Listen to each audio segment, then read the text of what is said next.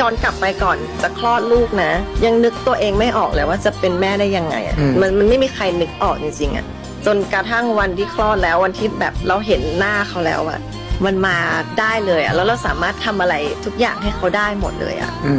มันสามารถไม่นอนเพื่อให้เขาได้นอนสามารถไม่กินเพื่อให้เขาได้กินได้เลยแบบมันทำได้ทุกอย่างเลยแล้วเขาคือความสุขแบบที่เราไม่เคยได้สัมผัสมาก่อนเลยแต่นะวันนี้พอเรามีลูกแล้วอะความสุขมันคือแบบตื่นมาเจอลูกคือมีความสุขแล้วความสุขมันอยู่แค่ในบ้านแค่นั้นเองอะมันเป็นความสุขแบบที่หนูไม่เคยได้รับความสุขแบบนี้เลยอะมันเป็นความรักที่